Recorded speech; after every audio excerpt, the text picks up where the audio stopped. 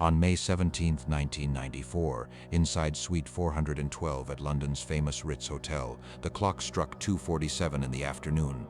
Princess Diana paused for a moment, gazing at her own reflection, and took a breath to steady herself. She was preparing for the arrival of the man who had captured her every thought, Dr. Hasnat Khan, a brilliant heart surgeon from Pakistan.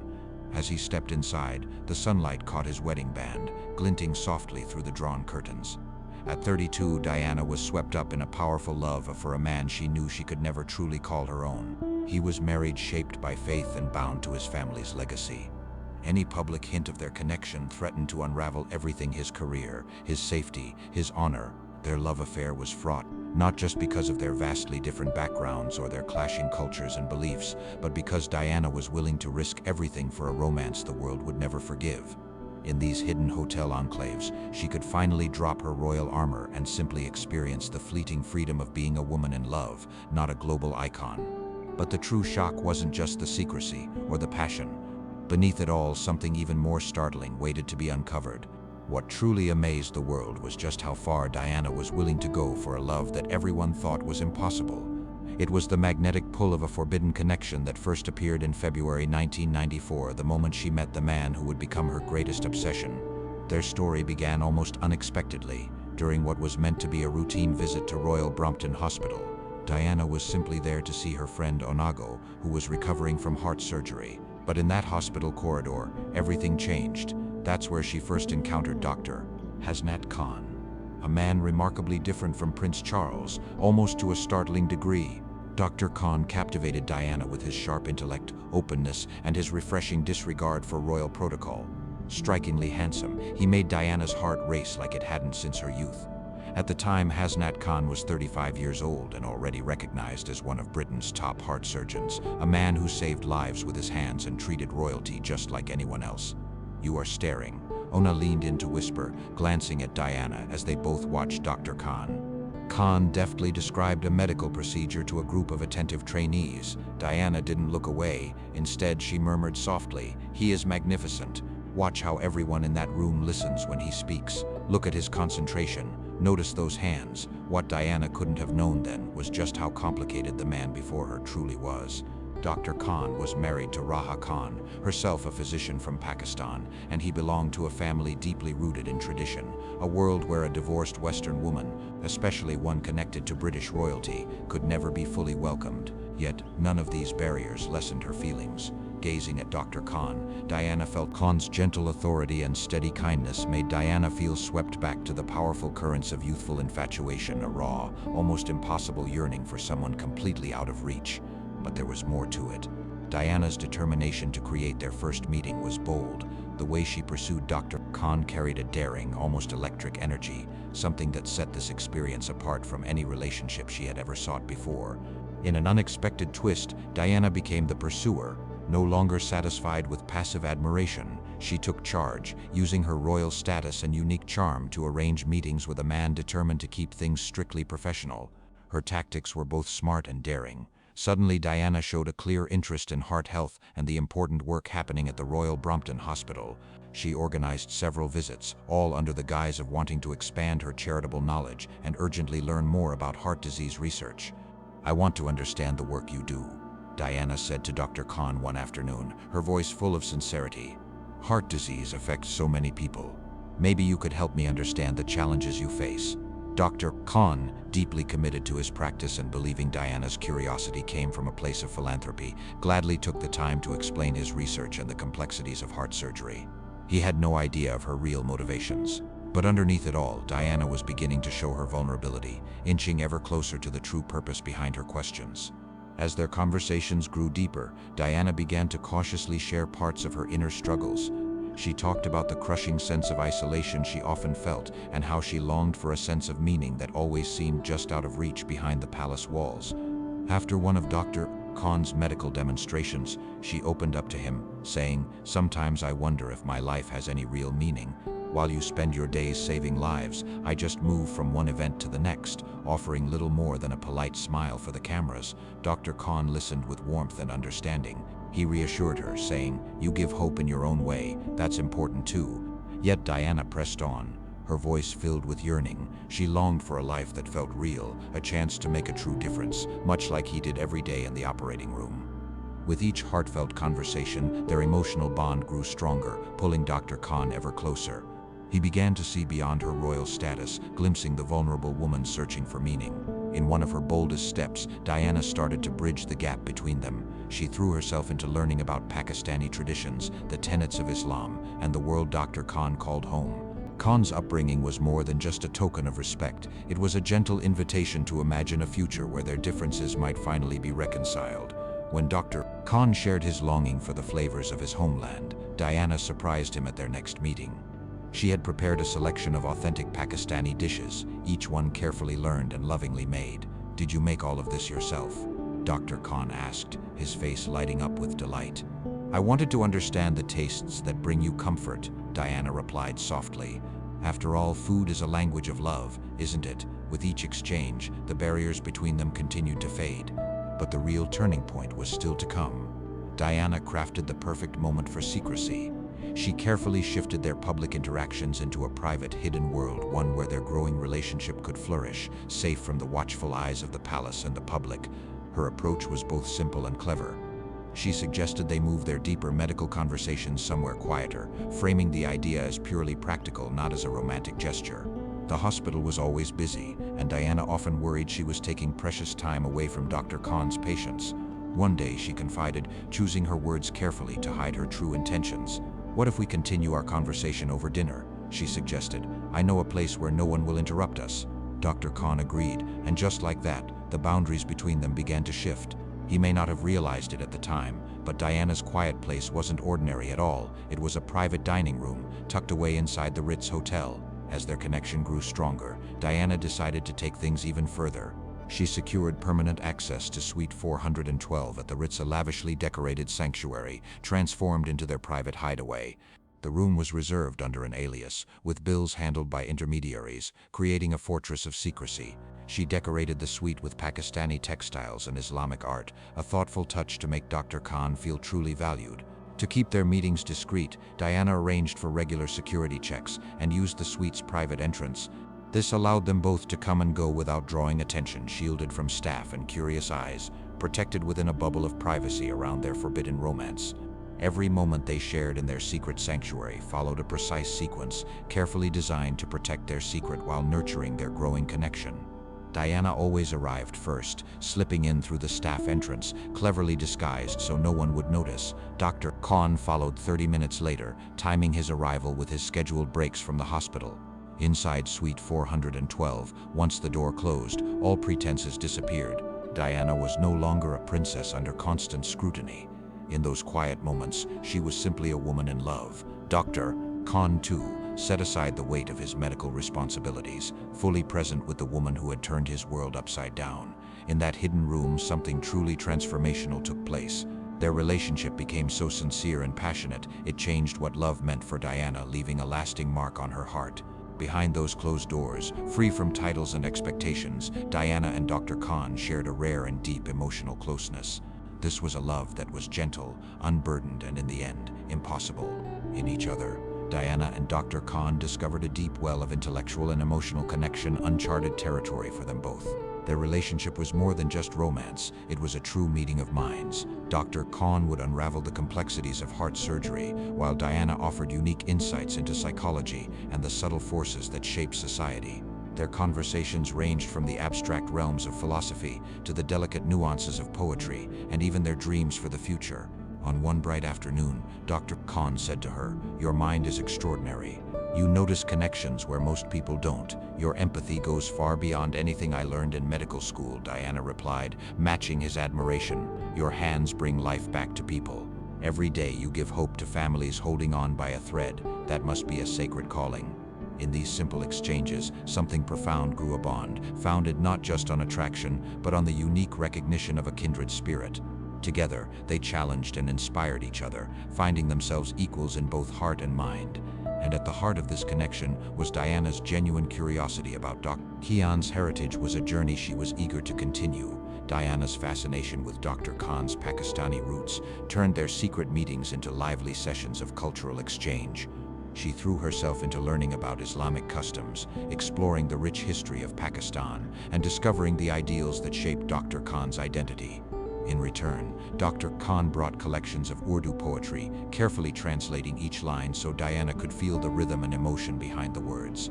Diana gave back by sharing her own unique perspective on British history and the monarchy, stories and insights that were entirely new to Dr. Khan. During one of their heartfelt conversations, Diana confessed, "If circumstances allowed, I would embrace Islam, learn Urdu, and become Pakistani if that would let us be together freely." Dr. Khan replied with his own longing, saying, "If life were different, I would leave medicine behind, just to make you happy every single day." Their hearts beat together, united not only by intellect and shared ideals, but also by a physical bond, gentle yet urgent, a desperate tenderness, knowing that any meeting could be their last. With Dr. Khan, Diana discovered a kind of reverence and care she had never experienced before. Khan approached Diana with a kind of reverence, treating her more like a treasured masterpiece than a conquest. His tenderness made her feel cherished and valued, something her royal marriage had never given her. Their closeness thrived in secret, fueled by the knowledge that every stolen moment went against the expectations and demands of the outside world. This made the stakes high, and every embrace became even more urgent and meaningful. Diana was determined to make their connection last, matching his intensity with her own. As her feelings for Dr. Khan deepened, she began to dream up bolder ways to tear down the barriers that kept them apart. It soon became clear that she was ready to defy convention and take bold risks for the chance at true love. In secret, Diana began studying Islam with private tutors. She learned Arabic prayers and explored Islamic teachings, quietly preparing herself for a faith that, if embraced, might open the door to marrying Dr. Khan. For Diana, it was a leap toward the only future where their seemingly impossible love could finally be allowed to blossom. Diana went so far as to hire private scholars to find out if a divorced European woman could genuinely adopt Islam and marry a Pakistani man without risking his family relationships or professional life. During one heartfelt conversation, she confided in Dr. Khan, "I've been studying your faith. The way it emphasizes compassion and caring for others really moves me."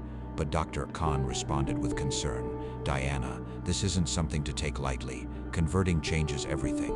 It's not just a gesture for love, it's a deep, life-changing shift." Diana replied, "But what if I truly mean it? What if Islam is the spiritual anchor I've been searching for all along?" Her longing took a new turn as she quietly wondered if Dr. Khan could ever leave his wife Rahana and marry her. Diana searched for a way to have him by her side without destroying his place in his community. No possibility was too complex or too far-fetched for Diana. She left no option unexplored, determined to legitimize their love without unraveling Dr. Khan's carefully built life. She sought guidance from Islamic scholars, Pakistani attorneys, and cultural advisors, willing to do whatever it took to carve out a future for them both. But with each new expert's advice, the truth only became more stark. Dr. Khan's relationship with Rana wasn't just about love. It was deeply tied to traditions of honor, community expectations, and religious responsibilities. Breaking those bonds would have serious consequences. Driven by longing, Diana started to quietly make her own escape plan. At her most hopeful, she imagined a completely new life for both of them. Far from watchful eyes, maybe even moving to Pakistan, where they could leave royal duties and the ever-present paparazzi behind. She envisioned a life in Pakistani cities where they could build a medical practice together. Diana imagined using her public influence and connections to rally support for charity clinics, while Dr. Khan continued his life-changing surgeries. "Just imagine the difference we could make," she would say to him, holding tightly to their shared dream, a life rebuilt not just for love, but for a greater purpose beyond themselves. "You could go on saving lives, and I would dedicate myself to raising funds for vital medical tools and training. Together we could create something lasting and truly significant." Dr. Khan listened, his voice gentle but resolute. "Diana, to go through with this you'd be turning your back on everything: your children, your homeland, the very core of who you are." But Diana stood firm, her voice steady. "I see it differently. For me it means gaining everything that truly matters: love, purpose, and the chance to leave a lasting impact." Still, every dream eventually meets the hard edge of reality. Their hopes for a future together weren't dashed by scandal or exposure, but by a sobering realization from Dr. Khan himself. Knew that their love, as genuine as it was, could unravel not just their own lives, but also the lives of countless others, people who had done nothing to deserve such turmoil. As the pressure grew, Dr. Khan started feeling the effects at home. Rumors and questions circulated among his family in Pakistan, who had noticed his tired face and frequent absences. In traditional households, marital harmony is protected with great care, and Dr. Khan's relatives were becoming more and more concerned about his marriage. One night he confided in Diana. "My mother called. It was one of their last private moments together." Sean revealed, "My mother noticed something was wrong. She asked if there were problems between Rana and me. She said I seemed different when she talked to me." Diana, anxious, wanted to know how he responded. Dr. Khan admitted, "I lied to her. But with every day that passes, I feel myself becoming someone I don't recognize, someone who hides the truth from his family, betrays the vows he once took, and breaks the very principles of honor and integrity that I was raised to uphold." Their hidden romance had far-reaching effects. Dr. Khan became painfully aware of how the burden of secrecy was eroding his focus at work. He couldn't ignore the growing anxiety in his operating room. "Yesterday during surgery," he admitted, "my mind started to wander to you, instead of focusing on my patient's urgent needs. For half a minute I drifted, and in heart surgery, even that short span of time could mean the difference between life and death. The burden became too much to bear." Diana's presence, once his greatest source of joy, was now threatening his mission as a healer. "I am putting my patients' lives at risk, and I'm forcing you to choose between your passion and your calling." They stood at a moral crossroads. Deep down, both knew a reckoning was close. Khan brought both himself and Diana face to face with the ethical weight of their romance. The consequences were spreading, touching people who never asked to be a part of their turmoil. With pain clear on his face, he said, "Rana has done nothing to deserve this betrayal. She has always been caring and loyal." His words grew heavier as he went on. "Your sons shouldn't have to watch their mother fall apart for a love that can't last. We're acting out of self-interest." Swept up in emotion, Diana could only protest. "But what about our happiness? Are we not entitled to pursue what we truly want?" Dr. Khan's response was clear and direct. "Sometimes what we want and what is just are not the same. I became a doctor to heal lives, not to tear them apart. What we have is causing pain to everyone around us except ourselves." Their story found its quiet ending in the familiar walls of Suite 412. Their final meeting was heavy with the truth. Even when love is powerful and genuine, it may not be enough. Sometimes, the bravest thing we can do is to say goodbye. Their final hours together passed in an air of sorrow, not passion, both mourning the life they'd never get to share. It was clear their bond was deep and genuine, yet following it would cause more pain than healing. As they said goodbye for the last time, Diana spoke from the heart. "I will carry love for you in my heart for the rest of my days," she told Dr. Khan. "You showed me what it means to be cherished, and proved that love is limited only by the boundaries we set ourselves." Dr. Khan responded softly, his voice filled with gratitude. "You helped me believe in the extraordinary once again." But in the end, his decision to walk away wasn't because he stopped loving her. In fact, it was, in its own way, the deepest proof of his love. By letting Diana go, he protected her from the looming disaster their secret could cause. He also spared his family the shame that might come from his actions. "If your feelings for me are genuine," he said softly, "then let me do what is right. Let me keep my marriage intact, protect my family's dignity, and keep helping others without this weight of guilt holding me back." By accepting Dr. Khan's choice, Diana showed a love that reached beyond her own wishes. She willingly put her own happiness aside to honor his values and preserve his peace, a gesture that showed just how selfless her love truly was. This chapter in Diana's life left a lasting mark.